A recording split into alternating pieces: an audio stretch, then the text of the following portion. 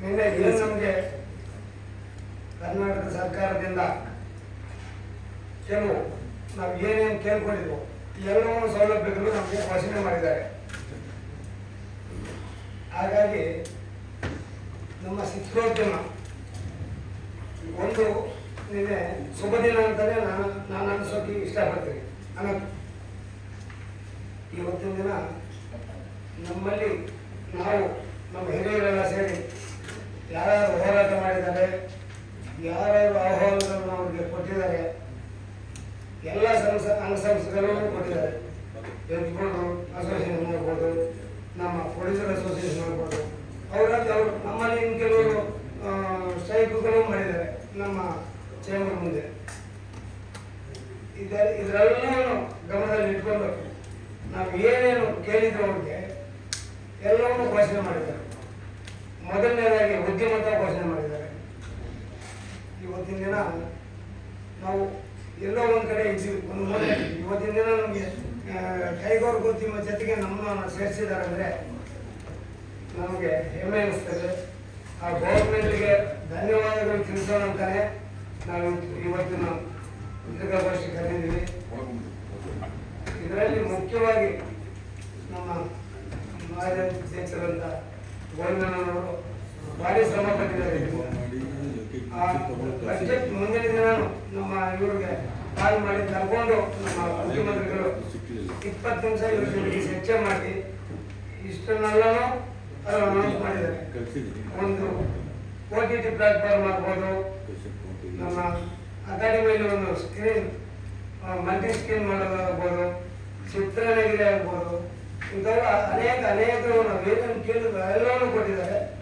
ಅವರಿಗೆ ನಮ್ಮ ಚಿತ್ರೋದ್ಯಮ ಪರವಾಗಿ ನಾನು ಈ ಸ್ಥಾನದಲ್ಲಿ ಇರೋದ್ರಿಂದ ಅವರಿಗೆ ನಮ್ಮ ಧನ್ಯವಾದಗಳನ್ನು ಅರ್ಪಿಸೋಕೆ ತಮ್ಮನ್ನೆಲ್ಲ ಇವತ್ತು ಕರೆದಿದ್ದೀವಿ. ಭಾಗವಹಿಸಿದ್ರಿ, ಸಂತೋಷ.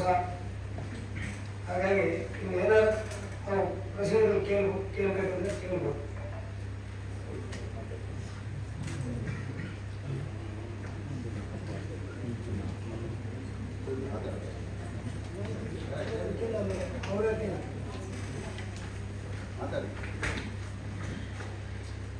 ಸರ್, ಇಲ್ಲಿ ಏಕರೂಪ ಟಿಕೆಟ್ ಬೇಡ ನಿಗದಿ ಅನ್ನುವಂಥದ್ದು ಏನಿದೆ ಸರ್, ಹೇಳಿ ಸರ್. ಅದು ಕನ್ನಡ ಸಿನಿಮಾಗಳು ಅಥವಾ ಬೇರೆ ಭಾಷೆಗಳಿಗೂ ಅನ್ವಯ ಆಗುತ್ತಾ? ಅದ್ರದ್ದು ಏನಾದ್ರು ಒಂದಷ್ಟು ನಿಯಮಾವಳಿಗಳು ಏನಾದ್ರು ತಲುಪಿದೆ ನಿಮಗೆ ಅಂತ ಸರ್? ಖಂಡಿತ ಎಲ್ಲ ಲ್ಯಾಂಗ್ವೇಜ್ಗೂ ಒಂದೇ ದರ ಇರಬೇಕು ಅನ್ನೋದು ನಮ್ಮ ಅನಿಸಿಕೆ ಇತ್ತು.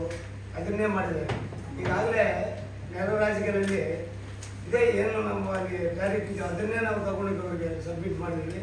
ಅದನ್ನು ಅವರು ಅನುಷ್ಠಾನಗೊಳಿಸಿದ್ದಾರೆ. ಅದನ್ನೇ ಅನೌನ್ಸ್ ಮಾಡಿದ್ದಾರೆ, ಘೋಷಣೆ ಮಾಡಿದ್ದಾರೆ. ಅದು ಮುಂದಕ್ಕೆ ಏನು ಇವತ್ತು ಘೋಷಣೆ ಆಗಿದೆಯಲ್ಲ ಎಲ್ಲವನ್ನೂ ನಮಗೆ ಅನುಷ್ಠಾನಕ್ಕೆ ತರಲಿ ಅನ್ನೋದು ನಮ್ಮ ಆಸೆ. ಅದ್ರ ಜೊತೆಗೆ ಸರ್, ಈ ಮಲ್ಟಿಪ್ಲೆಕ್ಸ್ಗಳಲ್ಲಿ ಗೋಲ್ಡ್ ಕ್ಲಾಸ್ ಅನ್ನುವಂಥ ಒಂದು ಸಂಸ್ಕೃತಿ ಇದೆ. ಸೊ ಅಲ್ಲಿಗೆ ತುಂಬ ಒಂದು 2,000, 3,000, 5,000, ಇನ್ನೂ 10,000 ಕೊಟ್ಟು ಹೋಗುವಂಥವ್ರು ಇದ್ದಾರೆ. ಅಲ್ಲೂ ಕೂಡ ಇದು ಅನ್ವಯ ಆಗುತ್ತಾ ಏನು? ಇಲ್ಲ ಎಲ್ಲ any multiplex any gold class ಏಕರೂಪ ಅಂತಾನೆ ಅವರು ಘೋಷಣೆ ಮಾಡಿದ್ರು. 200 ರೂಪಾಯಿ ಒಳಗಡೆ ಇರಬೇಕೆ ಹೊರತು ಇನ್ನೊಂದು ದಾಟಂಗಿಲ್ಲ.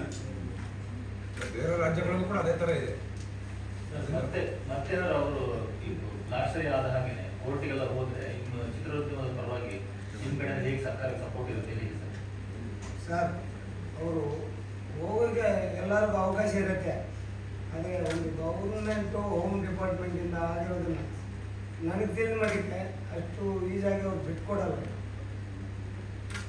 ಇದ್ರ ಬಗ್ಗೆ ನಮ್ಮ ಮಾಜಿ ಅಧ್ಯಕ್ಷರು ಗೋವಿಂದಣ್ಣ ಇಲ್ಲ, ನೀವು ಕೇಳಿದ್ದಕ್ಕೆ ಅದು 2016ರಲ್ಲಿ ಇವರೇ ಮುಖ್ಯಮಂತ್ರಿ ಆಗಿದ್ದರು, ಸಿದ್ದರಾಮಯ್ಯ. ಆ ಸಂದರ್ಭದಲ್ಲಿ ಜೈಮಾಲ್ ಅವರು, ನಾನು ಮತ್ತು ಅನಿಲ್ ಸಿಂಗ್ ಬಾಬು, ಕೆ ವಿ ಚಂದ್ರಶೇಖರ್ ಅವರು, ಚಿನ್ನಪ್ಪನವರು ಎಲ್ಲರೂ ಹೋಗಿ ಮುಖ್ಯಮಂತ್ರಿಯವ್ರನ್ನ ಏನು ಬಜೆಟ್ಟು ಈ ಶಕ್ತಿ ಭವನದಲ್ಲಿ ನಡೀತಾ ಇತ್ತು ಅಲ್ಲೇ ಹೋಗಿ ಅವ್ರನ್ನ ಮನವೊಲಿಸಿ ಕೊನೆಗೆ ಅವ್ರದ್ದು ಸಭೆ ಕರೆದು ಅದನ್ನು ನಿಮಗೆ ಇಲ್ಲಿ ಕ್ಲಿಯರಾಗಿ ಹೇಳ್ಬಿಡ್ತೀನಿ. ಒಂದು ಎಲ್ಲ ಆಫೀಸರ್ಸ್ ಟ್ಯಾಕ್ಸ್ ಸಂಬಂಧಪಟ್ಟಂಥ ವಾರ್ತಾ ಮಂತ್ರಿ ರೋಷನ್ ಬೇಗ್ ಅವರೆಲ್ಲರನ್ನೂ ಸೇರಿಸಿ ಒಂದು ಸಭೆ ಕರೆದು, ಒಂದು ಮೀಟಿಂಗ್ ಕರೆದಾಗ ಮೀಟಿಂಗಲ್ಲಿ ಕೆಲವು ಅಧಿಕಾರಿಗಳು ಮಾಹಿತಿ ಕೊಟ್ಟರು. ಏನು ಮಾಹಿತಿ? ಬೇರೆ ಭಾಷೆ ಚಿತ್ರಗಳ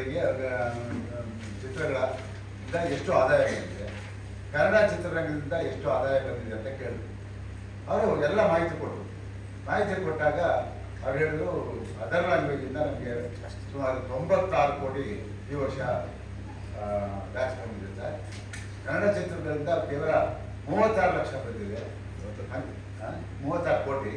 ಹಾಗಾಗಿ ನಾವು ಇದನ್ನ ಇದು ಮಾಡಿದ್ವಿ ಅಂತ ಹೇಳಿದಾಗ ಮುಖ್ಯಮಂತ್ರಿಯವರು, ರಾಜ್ಯದ ಮುಖ್ಯಮಂತ್ರಿಯಾಗಿ ಜವಾಬ್ದಾರಿ ಸ್ಥಾನದಲ್ಲಿದ್ದವರು ಒಂದು ಮಾತು ಹೇಳಿದ್ರು, ನಾನಿಲ್ಲಿ ಬೇರೆ ಭಾಷೆ ಉದ್ಧಾರ ಮಾಡೋಕ್ಕೆ ನಾನು ಗೊತ್ತಿಲ್ಲ, ನನ್ನ ಭಾಷೆ ನಾನು ರಕ್ಷಣೆ ಮಾಡಬೇಕಾಗಿದೆ.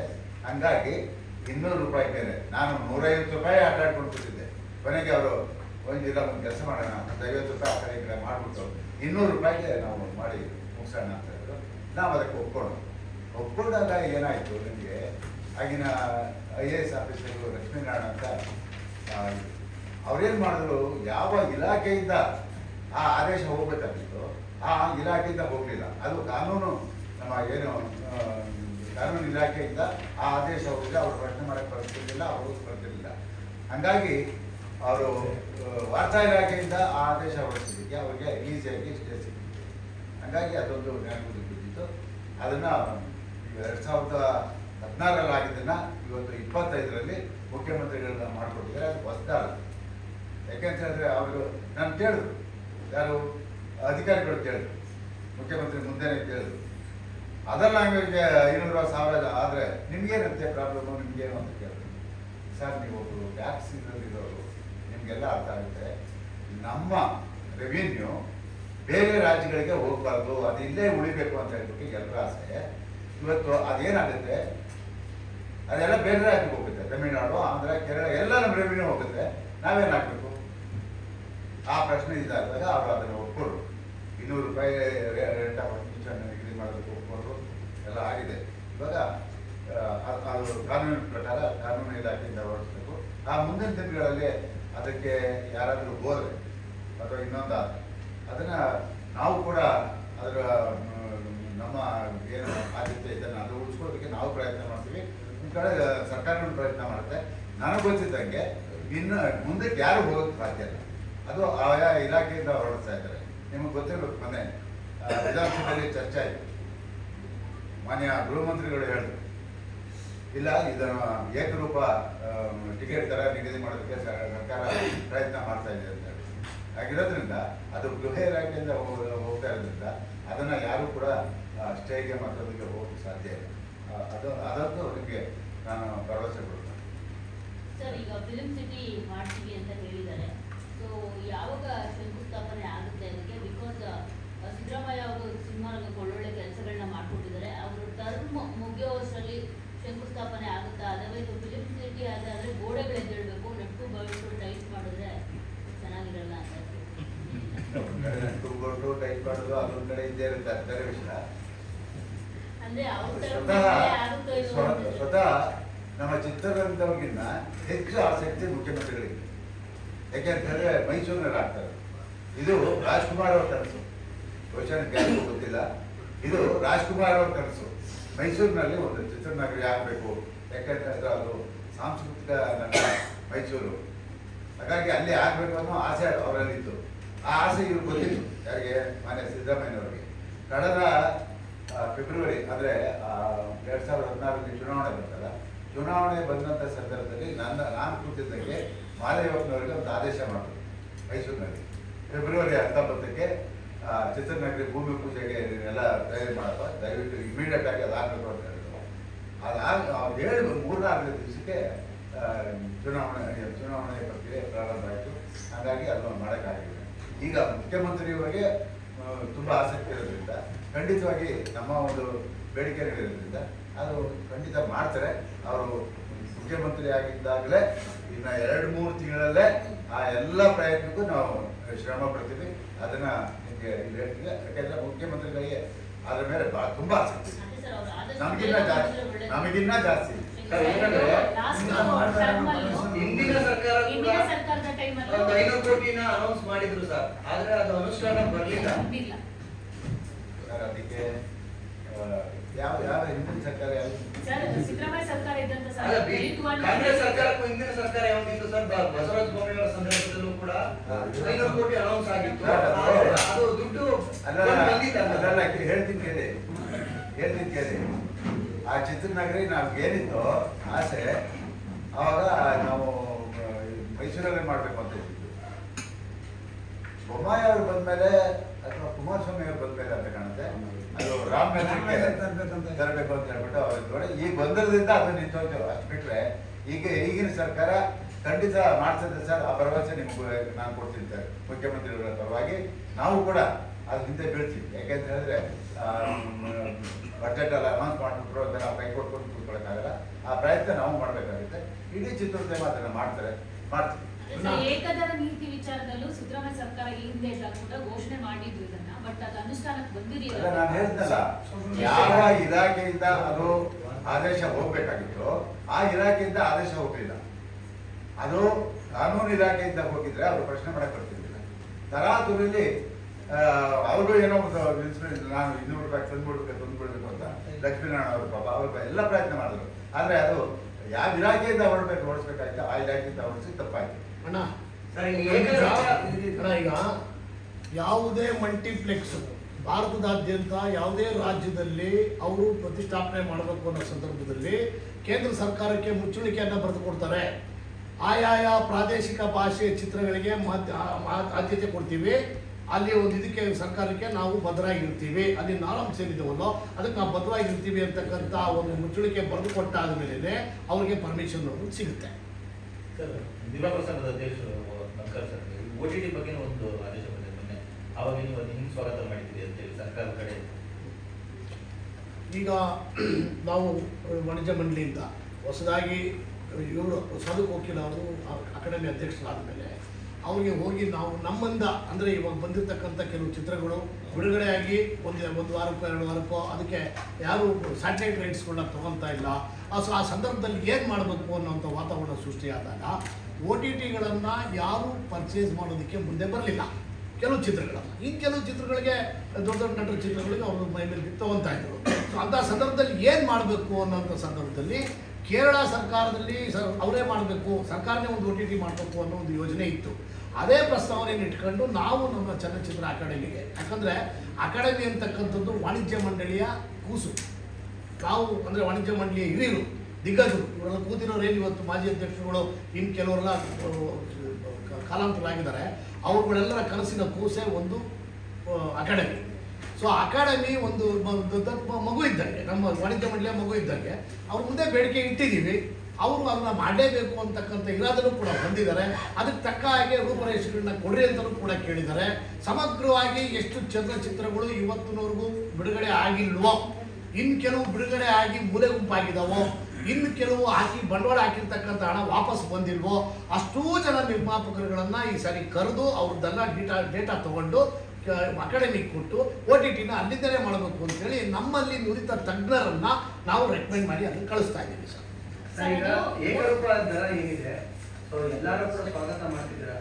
ನಮ್ಮ ವಿತರಕರ ಸಂಘದವರು ಇದಕ್ಕೆ ಧ್ವನಿ ಗೂಡಿಸಿದಾರಲ್ಲ, ವಿತರಕರ ಸಂಘದವರು ಕೂಡ ಇಲ್ಲಿ ನಮ್ಮ ವಾಣಿಜ್ಯ ಮಂಡಳಿಯ ಕಾರ್ಯಕಾರಿ ಸಮಿತಿಯ ಸಭೆ ನಡೆದು ಎಲ್ಲ ಮಾಜಿ ಅಧ್ಯಕ್ಷರುಗಳನ್ನ ಒಳಗೊಂಡಂತೆ ಮುಖ್ಯಮಂತ್ರಿಗಳಿಗೆ ಕೊಡ್ತಕ್ಕಂತಹದ್ದು ಏನು ಮನವಿ ಇತ್ತು ಆ ಮನವಿನಲ್ಲಿ ಎಲ್ಲರನ್ನೂ ವಿಶ್ವಾಸಕ್ಕೆ ತಗೊಂಡು ಎಲ್ಲ ಅಂಗ ಸಂಸ್ಥೆಯ ಮನವಿಯ ಆಧಾರದ ಮೇಲೆ ನಾವು ಅಷ್ಟನ್ನೂ ಕೊಟ್ವಿ, ಅಷ್ಟನ್ನೂ ಸರ್ಕಾರ ಓಕೆ ಮಾಡಿದೆ ಸರ್. ಏನಕ್ಕೆ ಅಂತಂದ್ರೆ ಸರ್, ಏನು ನಾವು ಪರಭಾಷೆಗಳು ಕನ್ನಡಿಗರನ್ನ ಲೂಟಿ ಮಾಡ್ತಿದ್ದಾರೆ ಅಂತ, ಇಲ್ಲಿ ಬೇರೆ ಭಾಷೆಗಳ ಸಿನಿಮಾಗಳನ್ನ ವಿತರಣೆ ಮಾಡ್ತಿದ್ದು ಕೂಡ ನಮ್ಮ ಕನ್ನಡಿಗರೇ. ಸೊ ಅದರಿಂದ ಅದಕ್ಕೆ ಅವರ ವಿರೋಧ ಏನಾದರೂ ಇದೆಯಾ ಅಂತ? ಯಾರು ವಿರೋಧ ಇಲ್ಲ ಸರ್. ಇಲ್ಲ ಸರ್. ಇನ್ನೊಂದು ಹೇಳಕ್ಕೆ ಇಷ್ಟಪಡ್ತೀನಿ, ಅವ್ರು ನಮ್ಮ ಇಂಡಸ್ಟ್ರಿಗೆ ಎಲ್ಲ ಮಾಡಿರೋದು ಕರ್ನಾಟಕ ಜನತೆಗೂ ಇದು ಅನುಕೂಲ ಆಗುತ್ತೆ.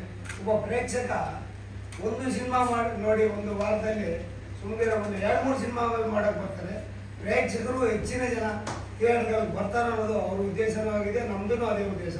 ಹಾಗಾಗಿ ಯಾರು ನಾವು ಅಪೋಸ್ ಮಾಡ್ತಾ ಇಲ್ಲ, ಯಾವ ಡಿಸ್ಟ್ರಿಬ್ಯೂಟ್ರು ಮಾಡ್ತಾ ಇಲ್ಲ, ಯಾವ ಎಕ್ಸಿಕ್ಯೂಟಿವ್ನು ಅಪೋಸ್ ಅಂತೂ ಮಾಡ್ತಾ ಇಲ್ಲ. ಇನ್ನು ಕೆಲವು ಕಾರಣಾಂತರಗಳಿಂದ ಏನಾರ ಸ್ಟೇಕಿಗೆ ಹೋದ್ರೆ ಹೋಗೋದಿಲ್ಲ ಅಂತ ನಾವು ಅನ್ಕೊಂಡಿದ್ದೀವಿ. ಆ್ಯಕ್ಚುಲಿ ಕರ್ನಾಟಕದ ಜನತೆಗೆ ಅನುಕೂಲ ಇದೆ ಸರ್. ಸಾಮಾನ್ಯ ಜನ ಎಟ್ಕೋ ರೀತಿಯಲ್ಲಿ ರೇಟ್ ಇದೆ, ಹಾಗಾಗಿ ಜನ ಜಾಸ್ತಿ ಬರ್ತಾರೆ ಸಿನಿಮಾಗಳಿಗೆ. ಈ ನಡುವೆ ಒಂದು ರಿಲೀಸ್ ಆದರೆ ಜನನೇ ಬರ್ತಾ ಇಲ್ಲ. ಸರ್, ಇದಕ್ಕೆ ಸಂಬಂಧಪಟ್ಟ ಹಾಗೆ ಈಗ ಜಿಲ್ಲೆಗಳಲ್ಲಿರ್ಬೋದು ಅಥವಾ ಸಿಟಿಯಲ್ಲಿರ್ಬೋದು ಚಿತ್ರಮಂದಿರಗಳೆಲ್ಲ ಕ್ಲೋಸ್ ಆಗ್ತಾ ಇದ್ದಾವೆ. ಈಗ ಇಂಡಸ್ಟ್ರಿ ಅಂತ ಘೋಷಿಸಿದೆ ಈ ಬಜೆಟ್ನಲ್ಲಿ. ಇದರಿಂದ ಏನಾದ್ರೂ ಪುನಶ್ಚೇತನ ಆಗುವ ಸಾಧ್ಯತೆ ಇದೆ? ಆ ಕ್ಲಾಸ್ ಇದೆಯಾ? ಖಂಡಿತ. ಇವತ್ತಿನ ದಿನ ನಮ್ಗೇನು ಘೋಷಣೆ ಮಾಡಿದ್ರು ಮುಖ್ಯಮಂತ್ರಿಯಲ್ಲಿ ಬಹಳಷ್ಟು ಅನುಕೂಲಗಳಿದೆ. ನಮಗೆ ಲೋನ್ ಸಿಗ್ತದೆ ಕಡಿಮೆ ದರದಲ್ಲಿ, ಕರೆಂಟ್ ಚಾರ್ಜರ್ ಟ್ಯಾರಿಫೇ ಚೇಂಜ್ ಆಗುತ್ತೆ, ವಿದ್ಯುತ್ ದರ, ವಾಟರ್ ಬಿಲ್ ಆಗ್ಬೋದು, ಆಮೇಲೆ ಎಲ್ಲವೂ ಅವ್ರಿಗೆ ನಮ್ಮ ಒಂದು ಕೈಗಾರಿಕೋದ್ಯಮ ಜೊತೆಗೆ ಸೇರಿಸಿರೋದ್ರಿಂದ ಅಲ್ಲಿ ಏನೇನು ಸವಲತ್ತುಗಳಿವೆಯೋ ಎಲ್ಲವೂ ನಮ್ಗೆ ಆಗುತ್ತೆ. ನಮ್ಮ ಕಾರ್ಮಿಕರಿಗೂ ಅನುಕೂಲ ಆಗುತ್ತೆ. ಪ್ರದರ್ಶಕರ ಸಂಘದ ಅಧ್ಯಕ್ಷರಿದ್ರಲ್ಲ ಮೇಡಮ್, ಅವರು ಕೂಡ ಒಂದು ಕಾನೂನನ್ನ ಕೊಟ್ಟಿದ್ರು. ಏನ್ ಕೊಟ್ಟಿದ್ರು ಅಂದ್ರೆ ಜಿಲ್ಲಾವಾರು ಕೇಂದ್ರಗಳು ಮತ್ತೆ ಹೋಬಳಿಗಳಲ್ಲಿ ಏನು ನಶಿಸಿ ಹೋಗ್ತಾ ಮುಚ್ಚಲ್ಪಡ್ತಾ ಇರ್ತಕ್ಕಂಥ ಚಿತ್ರಮಂದಿರಗಳಿದಾವೆ, ಆ ಚಿತ್ರಮಂದಿರಗಳ ಸರೌಂಡಿಂಗ್ ಅಲ್ಲಿ ಅವ್ರದೇ ಆದಂತಹ ಜಾಗಗಳು ಏನಿದ್ವು ಅಂದ್ರೆ ಆ ಥಿಯೇಟರ್ ಮಾಲೀಕರದು, ಅಲ್ಲಿ ಕಾಂಪ್ಲೆಕ್ಸ್ ಗಳನ್ನ ಕಟ್ಟಲಿಕ್ಕೆ KSFC ಇಂದ, ಕರ್ನಾಟಕ ಸ್ಟೇಟ್ ಫೈನಾನ್ಸ್ ಕಾರ್ಪೊರೇಷನ್ ಇಂದ ಸಾರ್ವಜನಿಕರಿಗೆ ನೀವೇನು ಉದ್ಯಮಕ್ಕೆ ಸಾಲ ರೂಪದಲ್ಲಿ ಹಣ ಕೊಡ್ತೀರಿ ಅಂದ್ರೆ ನಾರ್ಮ್ಸ್ ಏನಿದೆ ಪ್ಲೆಡ್ಜ್ ಮಾಡಿಕೊಂಡು ಅಥವಾ ಅವನ್ನ ಕರೀತಾರೆ ಹಣ ಇಟ್ಕೊಂಡು ಅಂತಾರಲ್ಲ, ಪ್ಲೆಡ್ಜ್ ಮಾಡಿಕೊಂಡು ಕೊಲಾಟರಲ್ ಅಂತೇಳಿ, ಆ ಕೊಲಾಟರಲ್ ಕಡಿಮೆ ದರದಲ್ಲಿ ಬಡ್ಡಿ ದರದಲ್ಲಿ ಹಣವನ್ನು ಕೊಟ್ಟರೆ ನಾವು ಇಲ್ಲಿ ವಾಣಿಜ್ಯ ಸಂಕೀರ್ಣವನ್ನು ಕಟ್ಕೊಂಡು ಚಿತ್ರಮಂದಿರಗಳನ್ನು ನಡೆಸ್ಕೊಂಡು ಹೋಗ್ತೀವಿ. ಒಂದು ವಾಣಿಜ್ಯ ಮಂಡಳಿ ಇವನ್ನ ಕಟ್ಟಿದಾಗ ಮಳಿಗೆಗಳನ್ನ ಕಟ್ಟಿದಾಗ ಅಲ್ಲಿಗೆ ಬರೋರು ಥಿಯೇಟರ್ಗಾರ ಬರ್ಬೋದು, ಥಿಯೇಟರ್ಗೆ ಬಂದವ್ರು ಅಲ್ಗಾರ ಬರ್ಬೋದು. ಓವರ್ ಆಲ್ ಮುಚ್ಚೋಗುವಂತ ಪ್ರಕ್ರಿಯೆ ನಿಂತ್ಕೊಳ್ಳುತ್ತೆ ಅಂತಕ್ಕಂಥ ಬೇಡಿಕೆ ಇತ್ತು. ಆ ಬೇಡಿಕೆ ಇನ್ನೂ ಜೀವಂತವಾಗಿದೆ. ಈಗ ಮುಂದಕ್ಕೆ ಮಾಡ್ತಾರೆ. ಈಗ ಉದ್ಯಮ ಅಂತ ಆಗಿರೋದ್ರಿಂದ ಆ ನಾರ್ಮ್ಸಲ್ಲಿ ಅದು ಕೂಡ ಕರೆಕ್ಟ್ ಆಗುತ್ತೆ. ಇದರ ಜೊತೆ ಸರ್ಕಾರದ ಒಂದು ಆಲೋಚನೆ ಇತ್ತು ಸರ್, ಜನತಾ ಥಿಯೇಟರ್. ಸೊ ಒಂದಷ್ಟು ಅಲ್ಲಲ್ಲೇ ಇಂಡಿವಿಜುವಲ್ ಸೀಟ್ಗಳ ಒಂದು ಕೆಪಾಸಿಟಿ ಇರುವಂತಹ ಥಿಯೇಟರ್ಗಳನ್ನ ಕಟ್ಟಿ ಕನ್ನಡ ಸಿನಿಮಾಗಳಿಗೆ ಆದ್ಯತೆ ಕೊಡುವ ವಿಚಾರವಾಗಿ ಏನಾದ್ರೂ ಪ್ರಸ್ತಾವನೆ ಅಲ್ಲಿ ಕಳೆದ ಸುಮಾರು ನಿಮ್ಮ ಬರ್ತಡೇ ದಿವಸ ಅಭಿನಂದನಾ ಸಮಾರಂಭದಲ್ಲಿ 6-7 ವರ್ಷಗಳ ಹಿಂದೆ ಇದೇ ಒಂದು ಆದೇಶನ ಹೊರಡಿಸಿದ್ರು. ತಾಲೂಕು ಜಿಲ್ಲಾವಾರು ಮಟ್ಟದಲ್ಲಿ 100-150 200 ಸೀಟುಗಳಿರುವಂಥ ಚಿತ್ರಮಂದಿರ, ಅದಕ್ಕೆ ಜನತಾ ಚಿತ್ರಮಂದಿರ ಸೇರಿದ್ದು ಅದನ್ನ ಕಟ್ಟಬೇಕು. ಸರ್ಕಾರ 50 ಲಕ್ಷ ರೂಪಾಯಿ ನಾವು ಸಬ್ಸಿಡಿ ಕೊಡ್ತೀವಿ ಅಂತ ಹೇಳಿ ಅವ್ರಿಗೆ ಆಶ್ವಾಸನೆ ಕೊಟ್ಟರು. ಎಲ್ಲ ಆಯ್ತು. ಎಲ್ಲ ಆದ್ಮೇಲೆ ಅಲ್ಲಿ ಒಂದು ಷರತ್ತು ಆಗ್ತದೆ. ಅದು ಬಹಳ ಕಷ್ಟ ಆಗಿದೆ. ಯಾರು ಮುಂದೆ ಬರಲಿಲ್ಲ. 365 ದಿನನೂ ಕನ್ನಡ ಚಿತ್ರನೇ ಓಡಿಸ್ಬೇಕು ಅಂತ ಹೇಳಿಟ್ಟು ಸರ್ಕಾರ ಷರತ್ತ ಕರೆಕ್ಟ್ ಅವಾಯ್ತು. ಯಾಕಂತ ಹೇಳಿದ್ರೆ ಅವರು ಸಬ್ಸಿಡಿ 50 ಲಕ್ಷ ಕೊಟ್ಟು ನಿಮಗೆ ಜಾಗ ಎಲ್ಲ ಮಾಡ್ಕೊಡ್ತಾ ಇದ್ರೆ ಅವರು ಅದನ್ನ ಷರತ್ತು ಹಾಕಬೇಕಾಗಿತ್ತು. ಅವ್ರು ಹಾಕ್ತಾರೆ, ಅದನ್ನು ಹಾಕಿದ ಮೇಲೆ ಏನಾಯ್ತು, 365 ದಿನನೂ ನಮಗೆ ಕನ್ನಡ ಚಿತ್ರಗಳು ಸಿಗಲ್ಲ, ಅದರಿಂದ ಕಷ್ಟ ಆಗುತ್ತೆ ಅನ್ನೋ ಒಂಥರ ಇದನ್ನ ಇಟ್ಕೊಂಡು ಯಾರು ಮುಂದೆ ಬಂದಿಲ್ಲ. ಅದು ಅಲ್ಲಿ ಸ್ವಲ್ಪ ತೊಂದರೆ ಆಯಿತು. ಸೊ ಹಾಗಾಗಿ ಈಗೇನಾಗಿದೆ ಅಂತಂದರೆ ನಮಗೆ ನಂಬರ್ ಆಫ್ ಪಿಕ್ಚರ್ಸ್ಗಳು ಜಾಸ್ತಿ ಆಗ್ತಾ ಇದೆ ಕರ್ನಾಟಕದಲ್ಲಿ. ಅದಕ್ಕಾದ್ರೂ ಅವಕಾಶ ಸಿಗುತ್ತೆ. ಈಗ ತಾಲೂಕು ಮಟ್ಟದಲ್ಲಿ ಕಟ್ತಾ ಇದ್ದಲ್ಲ ಜಿಲ್ಲಾ ಕೇಂದ್ರದಲ್ಲಿ, ಅದಕ್ಕಾದ್ರೂ ಸಹಾಯ ಆಗ್ಬೋದು ಅನ್ನೋದು ನಮ್ಮ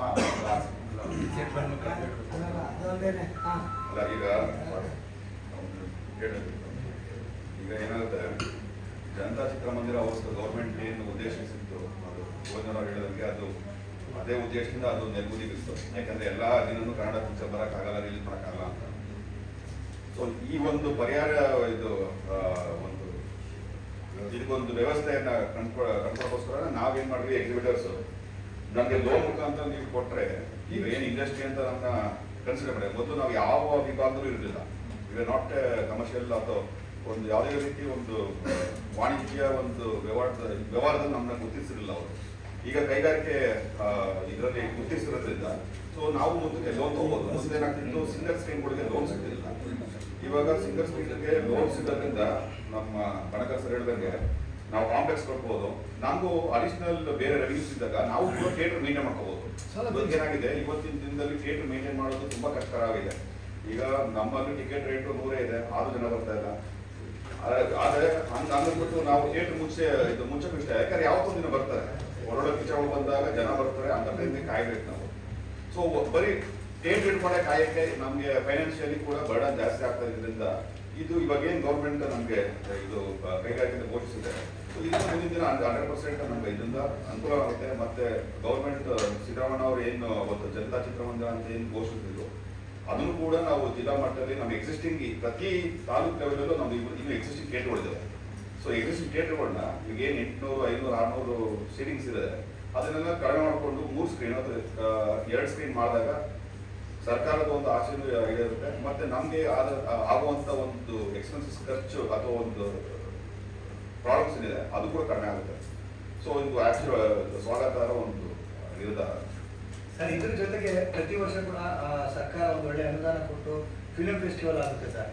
ಸೊ ಫಿಲ್ಮ್ ಫೆಸ್ಟಿವಲ್ ನಾವು ಮಲ್ಟಿಪ್ಲೆಕ್ಸ್ಗಳಲ್ಲಿ ಮಾಡ್ತಾರೆ. ಪ್ರತಿ ವರ್ಷ ನಾವು ಅವ್ರನ್ನ ಕೇಳ್ತಾ ಇದೀವಿ, ಯಾರು ಕೊಡ್ತಾರೆ ಫಿಲ್ಮ್ ಚೇಂಬರ್ ಯಾಕೆ ಸರ್ ಸಿಂಗಲ್ ಸ್ಕ್ರೀನ್ಗಳಲ್ಲಿ ಫೆಸ್ಟಿವಲ್ ಆಗೋದಕ್ಕೆ ಒಂದು ಮನವಿ ಕೊಟ್ಟು ಒಂದು ಅಕಾಡೆಮಿ ಮೇಲೆ ಒಂದು ಒತ್ತಡ ಹಾಕಿ ಆ ಒಂದು ಇಂಪ್ಲಿಮೆಂಟ್ ಮಾಡೋಕ್ಕೆ ಪ್ರಯತ್ನ ಪಡ್ತಾ ಇದ್ದಾರೆ. ಅಲ್ಲ ಅಲ್ಲಿ ಏನಾಗಿದೆ ಅಂದ್ರೆ ಎಲ್ಲಾ ಸಿನಿಮಾಗಳು ಒಂದೇ ಅಡಿಯಲ್ಲಿ ಇರ್ತವೆ, ಎಲ್ಲಾ ಸ್ಕ್ರೀನ್ಗಳಲ್ಲೂ ಇರ್ತವೆ. ಸ್ಕ್ರೀನ್ ಇರೋದ್ರಿಂದ ಪ್ರೇಕ್ಷಕರಿಗೆ ಅನುಕೂಲ ಆಗ್ತದೆ. ಸರ್ ಮೆಜೆಸ್ಟಿಕ್ ರಸ್ತೆಗೆ 3 ಸ್ಕ್ರೀನ್ ಸಿಗುತ್ತೆ ಸರ್. ಅದ್ರ ಪಕ್ಕದಲ್ಲಿ ತ್ರಿವೇಣಿ ಇದೆ ಸರ್, ಅದ್ರ ಪಕ್ಕದಲ್ಲಿ ಅಪರ್ಣ ಇದೆ ಸರ್. ಟೋಟಲ್ 5 ಸ್ಕ್ರೀನ್ ಸಿಗುತ್ತೆ ಸರ್. ಪಾಶ್ಚಾತ್ಯ ರಾಷ್ಟ್ರಗಳಿಂದ ಬರ್ತಕ್ಕಂತಹ ವ್ಯಕ್ತಿಗಳು ನಿರ್ದೇಶಕರು ಅಂತ ಏನಿರ್ತಾರೆ ಅವ್ರಿಗೆ ಮೂಲಭೂತ ಸೌಕರ್ಯಗಳ ಕೊರತೆ ಇರುತ್ತೆ. ಮಾನಗಳಲ್ಲಾದ್ರೆ ಅವ್ರಿಗೆ ಬೇಕಾದಂತ ತಿಂಡಿ ತಿನಿಸಿರ್ಬೋದು, ಅವ್ರಿಗೆ ಅವ್ರ ನೇಟಿವಿಟಿ ಏನೇನು ಬೇಕೋ ಅವೆಲ್ಲ ಸಿಗ್ತವೆ ಅನ್ನೋ ಒಂದು ಕಾರಣಕ್ಕೆ ಇದ್ರ ಬಗ್ಗೆ ದೊಡ್ಡ ಚರ್ಚೆ ನಡೀತು. ಆ ಸಂದರ್ಭದಲ್ಲಿ ವಾಣಿಜ್ಯ ಮಂಡಳಿನೂ ಕೂಡ ಅವ್ರ ಜೊತೆಯಲ್ಲಿ ಕೈ ಜೋಡಿಸ್ತು ಸರ್. ಅವ್ರು ಕೇಳಿದಿಷ್ಟೇ, ಮೂಲಭೂತ ಸೌಕರ್ಯಗಳನ್ನ ಪಾಶ್ಚಿಮಾತ್ಯ ರಾಷ್ಟ್ರಗಳಿಂದ ಬರ್ತಕ್ಕಂತ ಇವ್ರಿಗೆ ಪರ್ಸನಾಲಿಟೀಸ್ಗೆ ನೀವು ಕೊಡ್ಲಿಕ್ಕೆ ಸಾಧ್ಯವಾ? ಚಿತ್ರ ಫಿಲ್ಮ್ ಸೊಸೈಟಿ ಸ್ಕ್ರೀನಿಂಗ್ ಆಗಿರೋದು ದಿನ ಸ್ಕ್ರೀನಿಂಗ್ ಆಗಿಲ್ವಾ ಸರ್?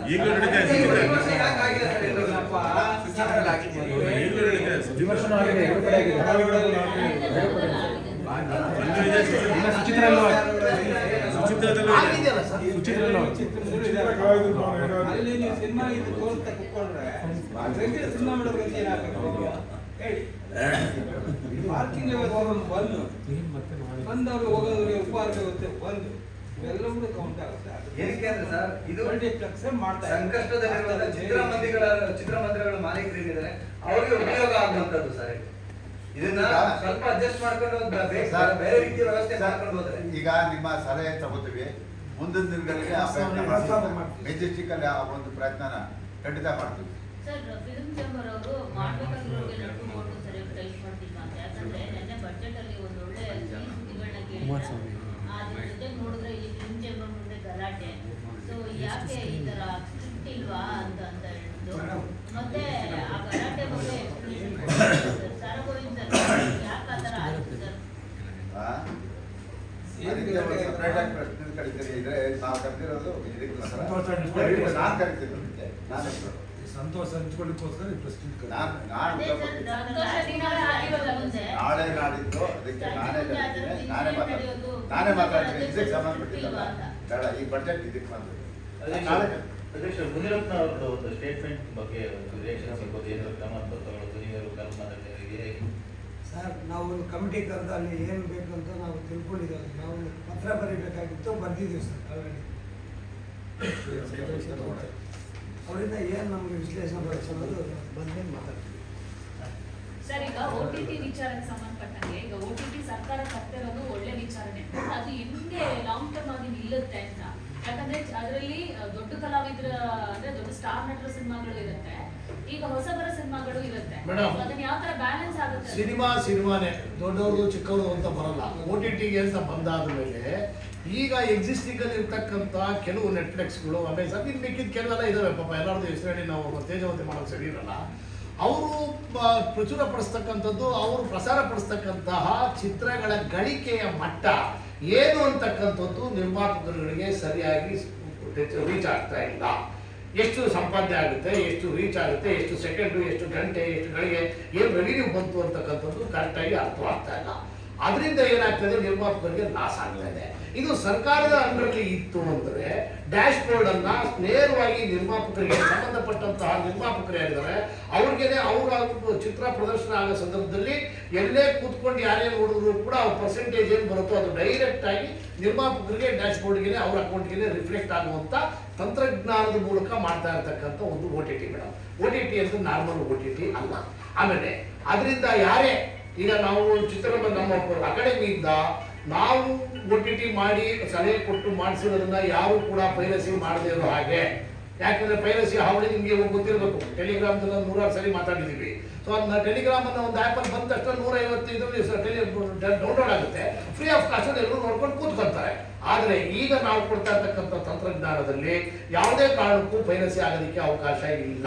ಅಕಸ್ಮಾತ್ ಪೈರಸಿ ಆಗಿದ್ದೇನಾದ್ರು ಮಾಡಿದ್ದು ಗೊತ್ತಾದ್ರೆ ಅವ್ರು ಇಂಥವ್ರ ಜಾಗದಲ್ಲೇ ಆಯ್ತು ಅಂತಕ್ಕಂಥದ್ದು ನಮ್ಮ ತಂತ್ರಜ್ಞಾನದಲ್ಲಿ ಗೊತ್ತಾಗುತ್ತೆ. ಸೊ ಹೀಗಾಗಿ ನಿರ್ಮಾಪಕರಿಗೆ ಪ್ಲಸ್ ಆಗೋದ್ರಿಂದ ಆ ಒಂದು ಇದು ನಾವು OTT ಮೊರೆನ ನಾವು ಅಕಾಡೆಮಿಗೆ ಹೋಗಿದ್ದೀವಿ. ಅಕಾಡೆಮಿಯವರು ಮಾಡ್ತೀನಿ ಅಂತ ಮಾತು ಕೊಟ್ಟಿದ್ದಾರೆ, ಸರ್ಕಾರನೂ ಕೊಟ್ಟಾಗಿದೆ ಅಂದ್ರೆ ರೀತಿ ನೀತಿ ನಿಯಮಗಳನ್ನ ಈಗ ರೆಡಿ ಮಾಡ್ತೀವಿ. ಸರ್ ಇನ್ನೊಂದು ಮುಖ್ಯ ವಿಷಯ ಸರ್, ಈ ಸರಿ ಫಿಲ್ಮ್ ಫೆಸ್ಟಿವಲ್ ಅಲ್ಲಿ ದೊಡ್ಡ ಮಟ್ಟ ಸುದ್ದಿ ಆಗಿದ್ದು ಕನ್ನಡ ಇಂಡಸ್ಟ್ರಿ ಹೀರೋಗಳನ್ನ, ನಿರ್ದೇಶಕರ, ನಿರ್ಮಾಪಕಗಳನ್ನ ಜಾಸ್ತಿ ಇನ್ವಾಲ್ವ್ಮೆಂಟ್ ಮಾಡ್ಕೊಂಡಿದ್ದಾರೆ ಫಿಲ್ಮ್ ಫೆಸ್ಟಿವಲ್. ತುಂಬಾ ಜನ ಪಾಸ್ ಹೋಗಿಲ್ಲ ಅಂತ ನಿಮ್ದು ನಿಮ್ಮ ಕೂಸು ಅಂತ ಹೇಳಿ ಅಕಾಡೆಮಿ ಏನ್ ಕ್ರಮ ತಗೊಳ್ತಾರೆ? ಅಕಾಡೆಮಿಯವರು ಅದಕ್ಕೆ ಆಲ್ರೆಡಿ ಸಮಜಾಯಿಷಿಗಳನ್ನ ಕೊಟ್ಟಾಗಿದೆ ಸರ್. ಯಾರ್ಯಾರು ಕೊಟ್ಟಿದ್ವಿ ಅಂತಕ್ಕಂಥ ಲಿಸ್ಟನ್ನು ಕೂಡ ಅಧ್ಯಕ್ಷರು ಕೊಟ್ಟಿದ್ದಾರೆ. ಕೆಲವರಿಗೆ ತಲುಪದೇ ಇರ್ಬೋದು, ಅದು ಅಚಾತುರ್ಯ ಅದು ಆಗಿದೆ, ಅದನ್ನ ಅವರಲ್ಲಿ ಹೇಳ್ಕೊಟ್ಟಿದ್ದಾರೆ. ಪ್ರಾಯಶಃ ಅದು ನಾವು ಕೊಟ್ಟದ್ದು ಅಲ್ಲ,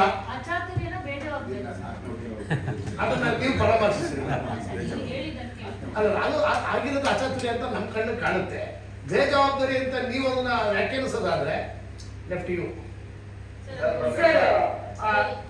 ಇದು Bengaluru film festival otherwise English film festival because ಅಲ್ಲಿರೋರ್ಗೆ ಯಾರಿಗೂ ಕನ್ನಡನೇ ಬರಲ್ಲ, ಎಲ್ಲ ಮಾತಾಡೋದು ಇಂಗ್ಲೀಷಲ್ಲೇ ಕಮ್ಯುನಿಕೇಟ್ ಮಾಡ್ತಾರೆ.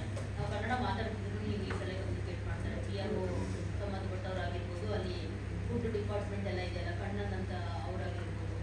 ಸೊ ಈ ಕನ್ನಡಿಗರಿಗೆ ಆದ್ಯತೆ ಬಿಟ್ಬಿಟ್ಟು ಕೇರಳ, ತಮಿಳುನಾಡು ಅವರಿಗೆ ಹೆಚ್ಚಾಗ ಆದ್ಯತೆ ಸಿಕ್ಕಿದೆಯಾ? ಅಲ್ಲಿ ಹೆಸರೇ ಅಂತಾರಾಷ್ಟ್ರೀಯ ಚಲನಚಿತ್ರೋತ್ಸವ. ಅಂತಾರಾಷ್ಟ್ರೀಯ ಚಲನಚಿತ್ರೋತ್ಸವ ಕನ್ನಡ ಇಲ್ಲ ಹಂಗಲ್ಲ, ಅವ್ರ ಜೊತೆಯಲ್ಲಿ ಕಮ್ಯುನಿಕೇಶನ್ ಕೂಡ ಇರಬೇಕಾಗ್ತದೆ. ಕನ್ನಡಿಗರಿಗೆ ಇಂಗ್ಲಿಷ್ ಬರಲ್ಲ ಸರ್, ಕನ್ನಡಿಗರಿಗೆ ಇಂಗ್ಲಿಷ್ ಬರಲ್ಲ ಸರ್, ಕನ್ನಡಿಗರಿಗೆ ಇಂಗ್ಲಿಷ್ ಬರುವಂತ ಕನ್ನಡಿಗರಿಗೆ ಆದ್ಯತೆ ಕೊಡಿ. ಯಾಕೆ ಸಂಪೂರ್ಣ ಇಂಗ್ಲಿಷ್ ನಿಮ್ಮ ವಾಣಿಜ್ಯ ಮಂಡಳಿ ಕೂಸು ಅಂತ ಹೇಳಿದ್ರಲ್ಲ ಸರ್, ಅದು ಸರ್ ನೀವು ಅದಕ್ಕೆ ನೀವು ಕ್ಲಾರಿಟಿ ಕೊಡ್ಬೋದು ಸರ್.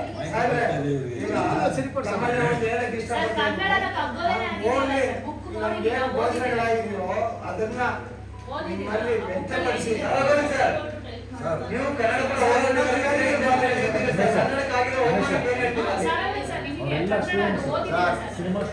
ಒಂದು ವಿಚಾರ ನಾನು ನೇರವಾಗಿ ಹೇಳ್ತೀನಿ, ಯಾವುದೇ ಸಂದರ್ಭದಲ್ಲೂ ಕನ್ನಡಕ್ಕೆ ಅವಮಾನ ಆದ್ರೆ ಅದನ್ನ ಸಹಿಸೋದಿಲ್ಲ, ಅದು ರಾಜಿನೂ ಇಲ್ಲ ಸರ್. ಸಾಧ್ಯವಾದ್ರೆ ನೀವು ಫಿಲ್ಮ್ ಫೆಸ್ಟಿವಲ್ ಕಡೆ ಹೋಗಿದ್ರಿ ಅನ್ಕೋತೀನಿ ನಾನು. ಕನ್ನಡ ಯಾಕೆ ತಪ್ಪು ಬರ್ತಿದ್ದೀರಾ? ಯಾರು ಸಾಲು ಕೊಟ್ಟಿದ್ದಾರೆ? ಅಲ್ಲ ಸರ್, ಬುಕ್ ಬೇರೆ ಬೇರೆ ವಿಭಾಗದಲ್ಲಿ ಕೆಲಸ ಮಾಡುವಂತವ್ರಿಗೆ ಯಾರಿಗೂ ಕನ್ನಡನೇ ಬರಲ್ಲ. ಸ್ಟೂಡೆಂಟ್ಸ್ ಯಾರೇ ಆಗಲಿ ಸರ್, ಕನ್ನಡ ಬರುವಂತ ಸ್ಟೂಡೆಂಟ್ಸ್, ಇಂಗ್ಲಿಷ್ ಮಾತಾಡುವಂತ ಕನ್ನಡಿಗರು ಯಾರು ಇಲ್ವಾ ಸರ್? ಸ್ಟೂಡೆಂಟ್ಸ್ ಕನ್ನಡಿಗರಿಗೆ ವೇದಿಕೆ ಕೊಡ್ಬೋದಲ್ವಾ ಸರ್? ಕರ್ನಾಟಕದ ಕನ್ನಡಿಗರ ತೆರಿಗೆ ದುಡ್ಡನ್ನ ಬೇರೆಯವ್ರಿಗೆ ಯಾಕೆ ಕೊಡ್ಬೇಕು ಸರ್? ಕನ್ನಡಿಗರ ತೆರಿಗೆ ದುಡ್ಡಲ್ವಾ ಸರ್? ಕನ್ನಡದ ಸ್ಟೂಡೆಂಟ್ಗಳಿಗೆ ಯಾರು ಅಂದ್ರೆ ಇಂಗ್ಲಿಷ್ ಬರಲ್ಲ ಸರ್.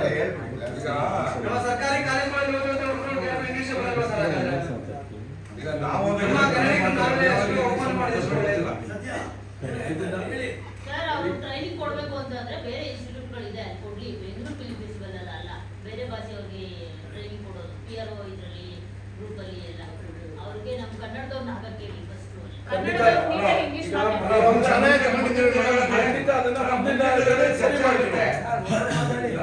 ಅಕಾಡೆಮಿ ಜೊತೆ ಮುಂದಿನ ಚರ್ಚೆ ಆಗುತ್ತೆ. ಚರ್ಚೆ ಆದಾಗ ಇವಾಗ ಏನು ಕಾಣಿಸಿದ್ರು ಅದೆಲ್ಲ ನಾವು ಚರ್ಚೆ ಮಾಡ್ತೀವಿ. ಇವಾಗೆಲ್ಲ ಗೊತ್ತಾಗ ಏನೇನು ಆಯ್ತು ಅಂತೆಲ್ಲ ಮುಂದಿನ ಬಂದಾಗ ನಾವೆಲ್ಲ ಒಂದು ಸರಿಪಡಿಸಕ್ಕೆ ವ್ಯವಸ್ಥೆಗಳು ಮಾಡ್ತೀವಿ. ಇವಾಗ ಮುಖ್ಯವಾಗಿ ನಮ್ಗೆ 200 ರೂಪಾಯಿ ಟಿಕೆಟ್ ಪ್ರೇಕ್ಷಕರು ಚಿತ್ರಮಂದಿರಕ್ಕೆ ಬರಬೇಕು. ಮುಖ್ಯವಾಗಿ ನಮ್ಗೆ ಅದು ಬೇಕಾಗಿತ್ತು. ಯಾಕೆ ಏನೇ ನಾವು ಮಾಡಿದ್ರು ಕೂಡ ಪ್ರೇಕ್ಷಕರು ಚಿತ್ರಮಂದಿರಕ್ಕೆ ಬರಲಾಗ್ತಿತ್ತು. ಕೆಲವರು ಯಾವುದೇ ಒಂದು ಪಿಕ್ಚರ್ ಬಂದ್ರು ಕೂಡ 500 ರೂಪಾಯಿ ಮೇಲೆ ಇರ್ತಿತ್ತು ಟಿಕೆಟ್. ಎರಡನೇ ವಾರದ 300 ರೂಪಾಯಿ ಇರ್ತಿದ್ರು. ಫಸ್ಟ್ ವೀಕೆ ದುಡ್ಡುಗಳೆಲ್ಲ ಪ್ರೇಕ್ಷಕರು ದುಡ್ಡು ಕೊಡ್ತಾ ಇದ್ರು. ಸೊ ಇವಾಗ 1,000 ಬೇರೆ ಹೊರ ರಾಜ್ಯದ ಪಿಕ್ಚರ್ ಬಂದಾಗ 1,000 2,000 ಅದು ನಮ್ಗೆ ಅನುಕೂಲ ಆಗ್ತಿದೆ. ಪ್ರೇಕ್ಷಕರಿಗೆ ಬಹಳ ಅನುಕೂಲ ಆಗುವಂಥದ್ದು ಇಂಪಾರ್ಟೆಂಟ್ ಮುಖ್ಯವಾಗಿ ಅದು ಟಿಕೆಟ್. ಆ ಒಂದು ಟಿಕೆಟ್ ವಿಷಯಗಳು ಇವೆಲ್ಲ ಹೇಳಕ್ಕೆ ತಾವು ಶುಭಾಶಯಗಳು ಕರೆಸಬೇಕು. ಸರ್, ನಿಮ್ಮ ಅಕಾಡೆಮಿ ನಿಮ್ಮ ಕೂತ್ಕೊಂಡು ಹೇಳ್ತೀರಾ ಪ್ರತಿ ವರ್ಷ ನಿಮ್ಮ ತಪ್ಪು ಮಾಡ್ತಾ ಇದ್ದಾರೆ. ಟಿವಿಗಳಲ್ಲ ಬುದ್ಧಿಗಲ್ಲ ಆಗಿದೆ. ಇಲ್ಲ, ಈ ಸಲ ಖಂಡಿತ ಈ ಮುಂದಿನ ಸಲ ನೋಡಪ್ಪ, ಖಂಡಿತ ಈಗ ಏನಾಗಲ್ಲ ಸರಿ ಮಾಡ್ತೀವಿ. ವಾಣಿಜ್ಯ ಮಂಡಳಿ ಮೀಟಿಂಗ್ ಹೋಗಬೇಕು ಅಕಾಡೆಮಿಗೆ. ಯಾವ್ದು ಸರಿ ಆಗ್ತಾ ಇಲ್ಲ. ಇನ್ವಿಟೇಷನ್ ರೆಡಿ ಆಗಿಲ್ಲ. ಉಪಮುಖ್ಯಮಂತ್ರಿ ಹೇಳ್ತಾರೆ ಎಲ್ಲರೂ ನೆಟ್ಟು ಬಟ್ಟು ಟೈಪ್ ಮಾಡ್ತೀವಿ ಅಂತ ಅವ್ರಲ್ಲ ತಪ್ಪಿಟ್ಕೊಂಡು ಸಾಧಕರು ಯಾರು ಇನ್ವಿಟೇಷನ್ ಕಳಿಸ್ತಾರೆ. ಹಿರಿಯ ನಿರ್ದೇಶಕರು ಹೇಳ್ತಾರೆ ನಮ್ಗೆ ಇನ್ವಿಟೇಷನ್ ಬಂದಿಲ್ಲ ಅಂತ ಹೇಳ್ತಾರೆ.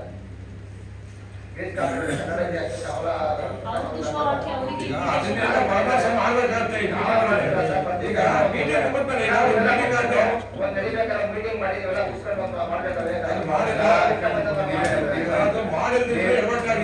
ಹೇಳಿದ್ದನ್ನ ಖಂಡಿತ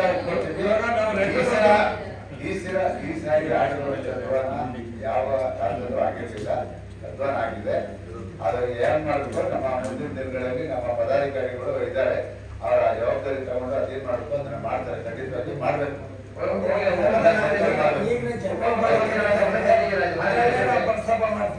ಉಪಮುಖ್ಯಮಂತ್ರಿ ಗಮನ ತಂದಿದ್ದೀರಾ? ಇನ್ವಿಟೇಷನ್ ರೆಡಿ ಆಗಿಲ್ಲ, ನಮ್ದೇ ತಪ್ಪಿತ್ತು ಅಂತ ಹೇಳಿದ್ದೀರಾ? ಯಾರು ಗಮನ ಕೊಟ್ಟೇ ಇಲ್ಲ. ಭೇಟಿ ಆಗುವಾಗ ಪ್ರಯತ್ನ ಪಡ್ತಾ ಇದ್ದೀವಿ.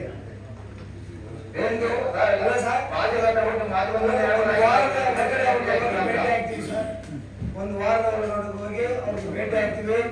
ಅವ್ರಿಗೆ ಸನ್ಮಾನ ಸಮಾರಂಭವನ್ನು ಆಯೋಜಿಸ್ತಾ ಇದ್ದೀವಿ. ಮಾನ್ಯ ಮುಖ್ಯಮಂತ್ರಿಗಳು, DCM ಮತ್ತೆ ಹೋಮ್ ಮಿನಿಸ್ಟರ್ ಪರಮೇಶ್ವರ್ ಸರ್ ಎಲ್ಲರೂ ನಾವು ಅದಕ್ಕೆ ಆಹ್ವಾನ ಮಾಡ್ತಾ ಇದ್ವಿ. ಹಾಗಾಗಿ ಅವ್ರನ್ನೆಲ್ಲರೂ ಇಷ್ಟಲ್ಲೇ ಭೇಟಿಯಾಗಿ ಕೆಲವು ಏನು ನೀವು ಹೇಳಿದ್ರೆ ಈಗ ಅವರನ್ನು ಸಾಧ್ಯವಾದ್ರೆ ಮಾತಾಡಿ ಮುಂದಿನ ದಿನಗಳಲ್ಲಿ ನಾವು ಸರಿಪಡಿಸೋದಕ್ಕೆ ಪ್ರಯತ್ನ ಪಡ್ತೀವಿ.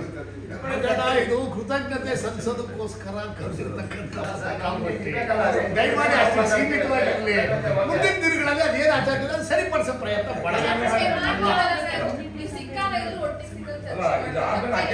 ಅಕಾಡೆಮಿ ಮೀಟಿಂಗ್ ಕರೆಯಬೇಕು. ವಾಣಿಜ್ಯ ಮಂಡಳಿ ಕಮಿಟಿ ನಿಂತೀವಿ ನಾವೆಲ್ಲ.